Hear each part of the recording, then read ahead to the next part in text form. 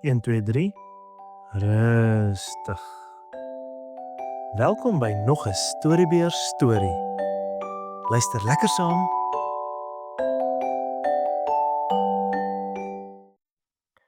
Moses en die mandjie. Lank gelede was daar 'n pragtige babatjie wat in 'n land met die naam Egipte gebore is. Sy mamma en pappa was baie lief vir hom, maar hulle was ook baie bekommerd. Sien, die koning van Egipte, die farao, was nie 'n vriendelike man nie. Hy wou nie hê dat daar nuwe Israelitiese babatjies in sy land moes wees nie. Die baba se mamma het vir hom 3 maande lank weggesteek. Elke keer as hy begin huil het sy hom saggies gesus en vir hom gesing. Maar soos hy groter geword het dit al hoe moeiliker geword om hom weg te steek. Toe kry sy mamma 'n blink plan. Sy het 'n spesiale mandjie van riete gevleg, dit met teer gesmeer sodat dit op die water kan dryf en dit met sagte materiaal uitgevoer. Dit was soos 'n klein bootjie, net groot genoeg vir 'n babatjie.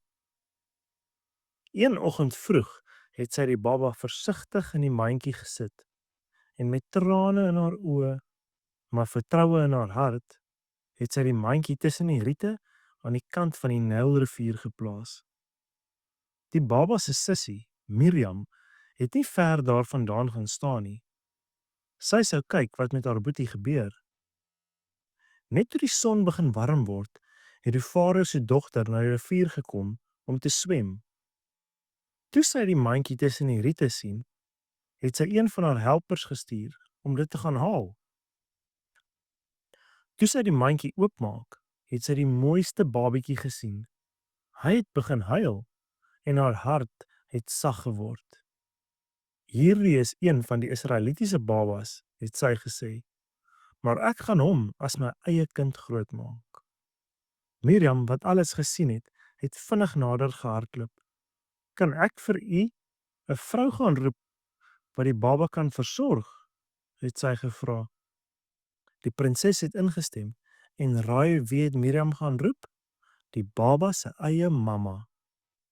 Versorg hierdie kindjie vir my, het die prinses gesê, en ek sal jou daarvoor betaal. Die mamma se hart het van blydskap gespring. Nou kon sy haar eie babatjie openlik versorg. Die prinses het die baba Moses genoem, want sy het hom uit die water gehaal. Moses het in die paleis groot geword en as 'n prins van Egipte, maar hy het ook geweet van sy eie mense, die Israeliete. God het 'n baie spesiale plan met Moses gehad. Hy sou hom eendag gebruik om al die Israeliete te help. Maar dit is 'n storie vir 'n ander aand. Onthou dat God altyd oor ons waak, net soos hy oor klein Moses gewaak het. Fluit, fluit, ons storie is uit.